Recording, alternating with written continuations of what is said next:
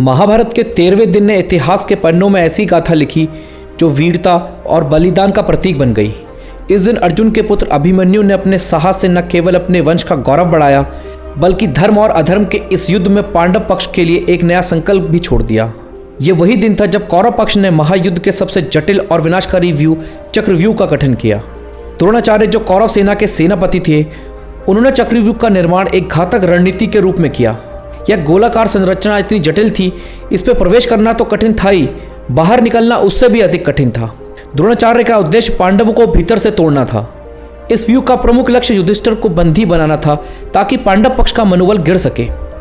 परंतु कौरवों ने अर्जुन को युद्ध के एक अन्य भाग में उलझाए रखा, जिससे पांडव सेना के पास इस चुनौती को निपटने का कोई उपाय नहीं बचा।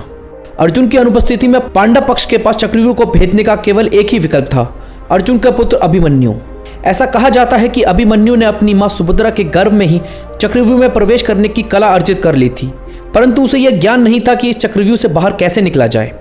इसके बावजूद अभिमन्यु ने अपने धर्म का पालन करते हुए और पांडव पक्ष की रक्षा के लिए चक्रव्यूह में जाने का साहसिक निर्णय लिया।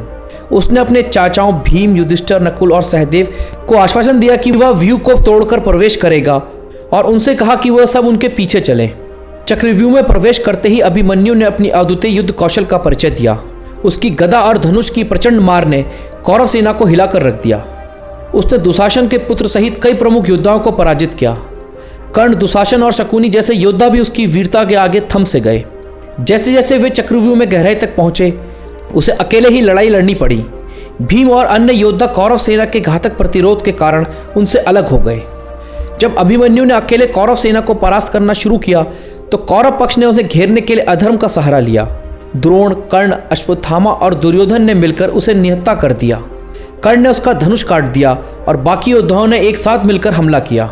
यह अधर्म का चरम था, क्योंकि महाभारत के युद्ध नियमों के अनुसार निहत्थे योद्धा पर हमला करना निषिद्ध था। अभिमन्यु ने अपनी अंतिम सांस तक संघर्ष किया। गदा और तलवार से वह अकेले ही कौरवों का सामना करता रहा, लेकिन अंततः कौरव योद्धाओं ने सामूहिक आक्रमण के कारण वह शहीद हो गया। अभिमन्यु की वीर गति ने पांडव पक्ष को गहरे शोक में डाल दिया। अर्जुन, जो इस समय युद्ध के दूसरे भाग में व्यस्त थे, जब इस घटना के बारे में सुना तो उनके भीतर क्रोध और दुख की ज्वाला धधक उठी। उन्होंने प्रतिज्ञा की कि अगले दिन वह जयद्रथ को मारकर अपने पुत्र की मृत्यु का बदला लेंगे। अभिमन्यु का बलिदान केवल एक योद्धा की वीरता नहीं, बल्कि धर्म के लिए न्यौछावर करने की प्रकाष्ठा का प्रतीक था। यह दिन महाभारत के उस चरण की शुरुआत बन गया जब व्यक्तिगत प्रतिशोध और धर्म अधर्म का संघर्ष अपने चरम पर पहुंच गया। अभिमन्यु की वीरता केवल उनके युद्ध कौशल तक सीमित नहीं थी। ये मान्यता है कि उसने गर्भ में ही चक्रव्यूह में प्रवेश करने की कला अर्जित कर ली थी। जब सुभद्रा गर्भवती थी, अर्जुन ने उसे चक्रव्यूह के रहस्य के बारे में बताया, परंतु सुभद्रा से हो जाने के कारण अभिमन्यु ने केवल चक्रव्यूह में प्रवेश करने की विधि सीखी, परंतु उससे बाहर निकलने का ज्ञान अधूरा रह गया। अभिमन्यु का बलिदान महाभारत का ऐसा अमर अध्याय है जो हमें सिखाता है कि धर्म के लिए किया गया बलिदान कभी व्यर्थ नहीं जाता। उसकी वीरता और साहस की गाथा युगों युगों तक याद की जाएगी।